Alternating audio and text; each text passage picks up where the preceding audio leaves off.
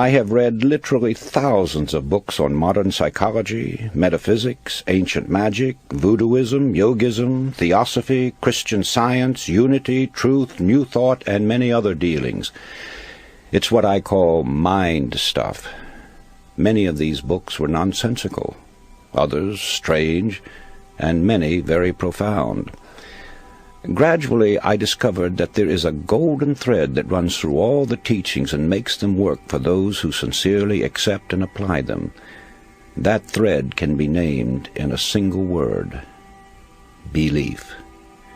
It is this same element or factor, belief, which causes people to be cured through mental healing, enables others to climb the ladder of success, and gets phenomenal results for all who accept it.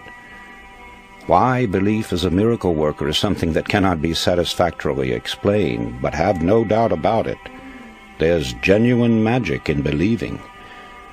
The magic of believing became a phrase around which my thoughts steadily revolved. I've tried to put down these thoughts as simply and as clearly as I could, so that everyone can understand. My hope is that anyone who listens will be helped in reaching their goal in life. So, you begin with desire if you ever hope to achieve anything or gain more than you have now. However, as we shall see, there is more to it than mere desire. It has been said that thought attracts that upon which it is directed.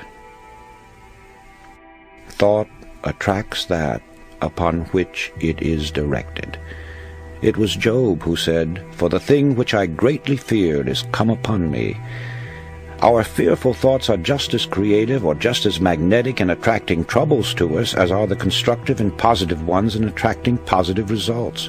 So no matter what the character of the thought, it does create after its kind. When this sinks into a man's consciousness, he gets some inkling of the awe-inspiring power which is his to use. I cling to the theory that while thoughts do create and exercise control far beyond any limits yet known to man, they create only according to their pitch, intensity, emotional quality, depth of feeling, or vibratory plane. In other words, comparable to the wavelength and wattage of a radio station, thoughts have a creative or controlling force in the exact ratio of their constancy, intensity, and power. Let me try to clarify that. While many explanations have been offered, no one knows whether thought is a form of electrical energy or something else yet to be defined.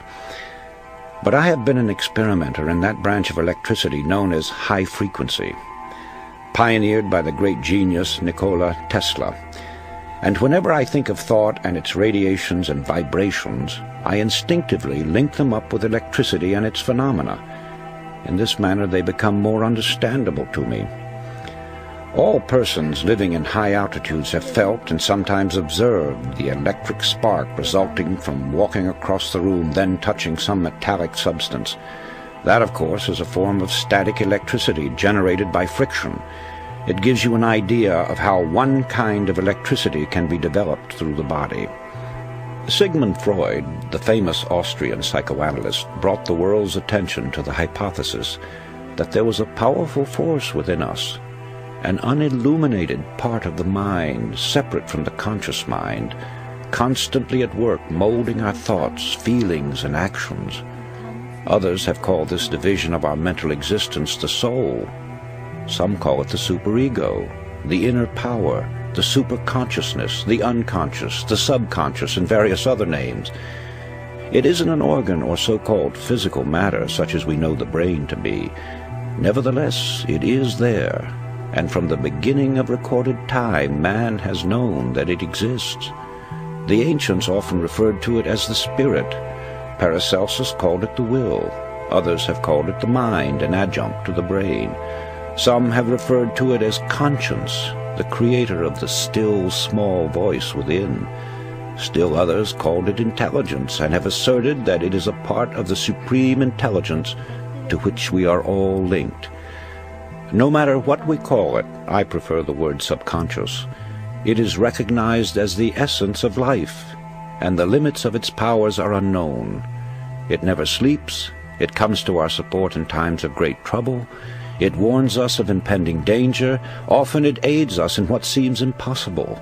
It guides us in many ways, and when properly employed, performs so-called miracles. Perhaps the most effective method of bringing the subconscious into practical action is through the process of making mental pictures, using the imagination, perfecting an image of the thing or situation as you would have it exist in physical form. This is usually referred to as visualization. However, before this visualization can work, you must really believe. I refer now to deep-seated belief, a firm and positive conviction that goes through every fiber of your being.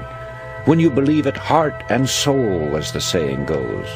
Now call it a phase of emotion, a spiritual force, a type of electrical vibration, anything you please, but that's the force that brings outstanding results. It sets the law of attraction into operation and enables sustained thought to correlate with its object. This belief changes the tempo of the mind or thought frequency, and like a huge magnet, draws the subconscious forces into play, changing your whole aura and affecting everything about you, and often people and objects at great distances. It brings into your individual sphere of life results that are sometimes startling. After studying the various mystical religions and different teachings and systems of mind stuff, one is impressed with the fact that they all have the same basic modus operandi, and that is through repetition. The repeating of certain mantras, words, formulas, or just plain mumbo-jumbo is common with witch doctors, voodoo high priests, hexers, and many other followers of strange cults. They use them to evoke the spirits or work black magic. One finds the same principle at work in chants, incantations, litanies, daily lessons. Also the frequent praying of the Buddhists and Muslims alike, the affirmation of the Theosophists and the followers of unity, the absolute, truth, new thought, divine science. In fact, it is basic to all religions, although here it is white magic instead of black magic. This brings us to the law of suggestion, through which all forces operating within its limits are capable of producing phenomenal results. That is, it is the power of suggestion and autosuggestion, your own to yourself, or heterosuggestion coming to you from outside sources, that starts the machinery into operation or causes the subconscious mind to begin its creative work. And right here is where the affirmations and repetitions play their part. It's the repetition of the same chant, the same incantation, the same affirmations that lead to belief. And once that belief becomes a deep conviction, things begin to happen. Now, this is the same identical force and the same mechanics that Hitler used in building up the German people to attack the world. A reading of Mein Kampf will verify that. Dr. René Fauvel, a famous French psychologist, explained it by saying that Hitler had a remarkable understanding of the law of suggestion and its different forms of application. It was with uncanny skill and masterly showmanship that he mobilized every instrument of propaganda in his mighty campaign of suggestion. Hitler openly stated that the psychology of suggestion was a terrible weapon in the hands of anyone who knew how to use it. Let's see how he worked it to make the Germans believe what he wanted them to, and once that belief took hold, how they started their campaign of terror. Slogans, huge signs, posters, masked flags appeared throughout Germany. Hitler's picture was everywhere. One Reich, one folk, one leader became the chant. It was heard everywhere. Today we own Germany, tomorrow the entire world. The marching song of the German youths came from thousands of throats daily. Such slogans as, "Germany has waited long enough," "Stand up, you are the aristocrats of the Third Reich," "Germany is behind Hitler to a man," and hundreds others, bombarded the people 24 hours a day. From billboards, sides of buildings, the radio and the press, Every time they moved, turned around, or spoke to one another, they got the idea that they were a superior race, and under the hypnotic influence of this belief, strengthened by repeated suggestion, they started out to prove it. Unfortunately for them, there were other nations who also had strong national beliefs that eventually became the means of bringing defeat to the Germans. I know that it is difficult for the average person who knows nothing of this subject to accept the idea that all is within. But surely the most materialistic person must realize that as far as he himself is concerned, nothing exists on the outside plane unless he has knowledge of it or unless it becomes fixed in his consciousness. It is the image created in his mind that gives reality to the world outside of him. Happiness, sought by many and found by few, therefore is a matter entirely within ourselves. Our environment and the everyday happenings of life have absolutely no effect on our happiness except as we permit mental images of the outside to enter our consciousness. Happiness is wholly independent of position, wealth, or material possessions. It is a state of mind which we ourselves have the power to control. And that control lies with our thinking. Emerson said, "What is the hardest task in the world? To think." Obviously this is so when one considers that most of us are victims of mass thinking and feed upon suggestions from others. We all know that the law of cause and effect is inviolable. Yet how many of us ever pause to consider its workings? The entire course of a man's life has many times been changed by a single thought, which coming to him in a flash became a mighty power that altered the whole current of human events.